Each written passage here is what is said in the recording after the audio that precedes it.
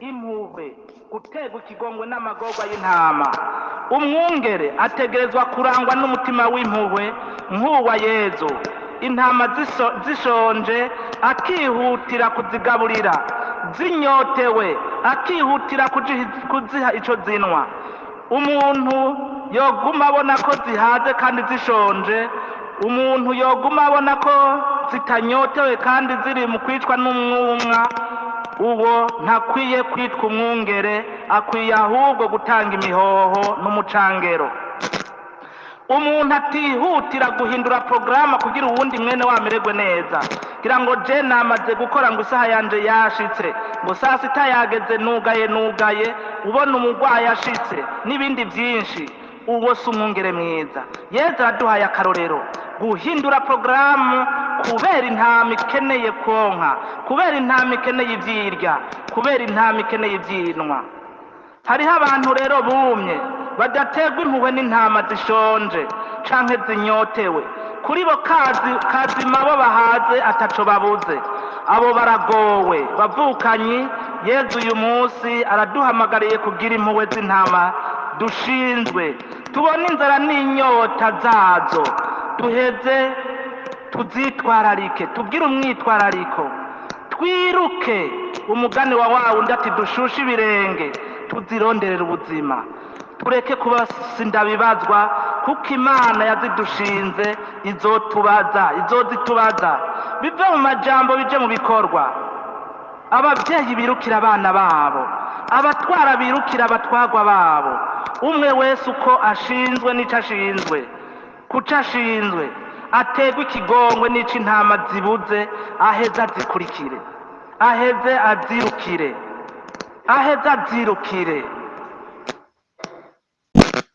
Aha azoba aranzwe nuko bizoba bigaragaza by'ukuri ko ari umwungere mwiza. None umuntu atogira ati nk'akarorero ku gihugu cacu no mu Burundi bwacu, umuntu yobona abantu batonze kuva mu gatondo gushika ku mugoroba batondeye kirya na kiriya, akaguma agira ngo ibintu ni vyiza, ubwo intama zonezerwa? Niko intama zitaryana zo muri iya menyo, none intama ziritekerereza.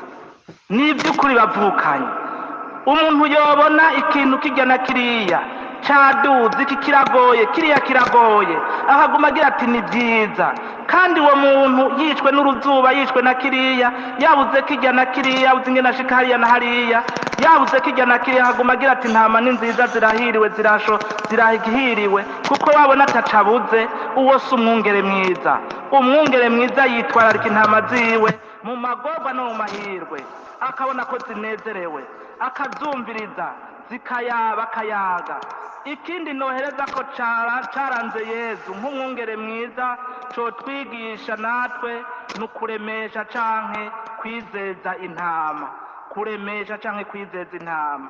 Ibiserukira cane muri aya majambo yo mu gisomwa ca mbere, ngo ngiri ryavumerewe n'Umukama, intama zanje mwaraziretse, zirashwiragira, zirazimira, ntimwazitayeho.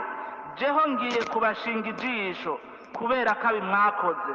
Intama zanje nazo nzozisubiza mu bwatsi bwazo, zirondoke zigwire.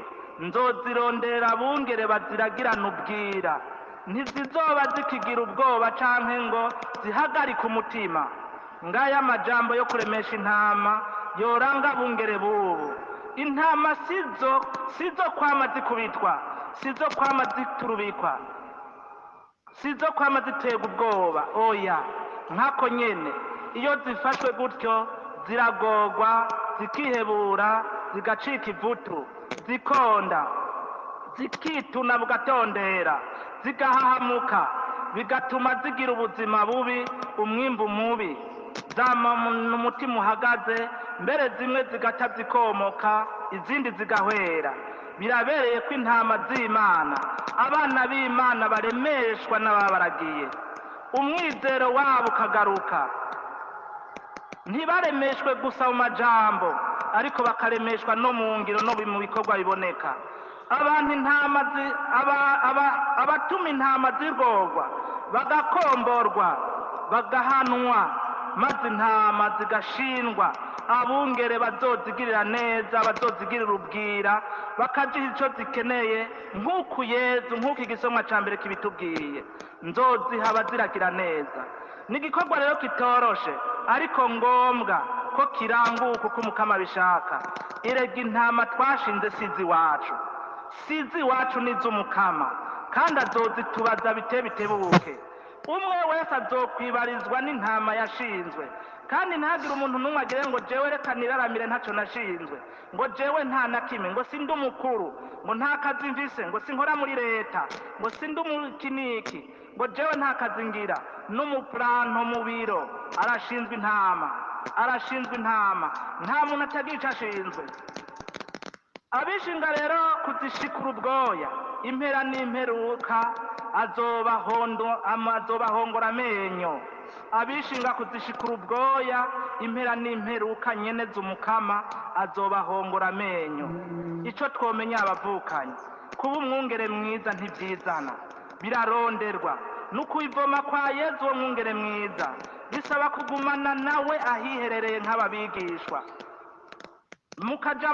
bakaja mu mbaramake nk'aba batumwa, akatwigisha akatwuzuza akongera akatwuzuriza, akatwigisha urukundo nyarwo, akatwigisha gukunda bose tudacagura, akatwigisha kugira ikirongwe, akatwigisha kugira impuhwe, akatwigisha kwirukira gukiza, kwirukira kunagura, kwirukira kuragira, tukirinda kwigungana ibikorwa twashinzwe, tukareka kwihagararako, tukemera ko tudashoboye byose, tukamusaba akaturonsa, akadushoboza inema n'ingabirano.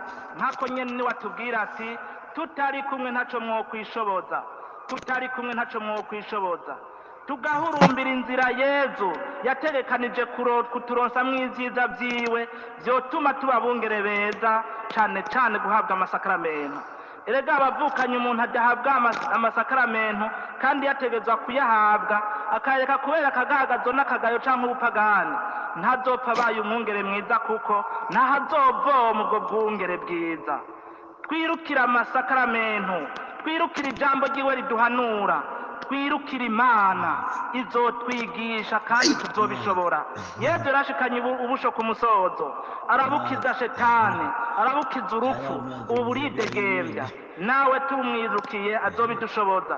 dusabe Yezu rero aturonse inyota yo kuba bungere beza no gukora ibishoboka byose kugira ngo intama twashinze zame zihiriwe, zinezerewe, ziba nziza, zidukunda, zitwirukira, zitwenga. gutyo tube turiko turategura neza iherezo ryacu. hamwe Yezu yagira ati ngiye kubategurira ikibanza, nzoheze ngaruke ndabajane hafi yanje, twamana imyaka yose. natwe tube turiko turategura ico kibanza, umunsi twasinziriye azogira ati nimuze batoni ba data, nari nshonje muramutwondya, nari nyotewe muramutonwa, nari gusa muranyambika, nari kavantara murampa indaro. gutyo rero tuzogira ubuhirwe budahera. amen.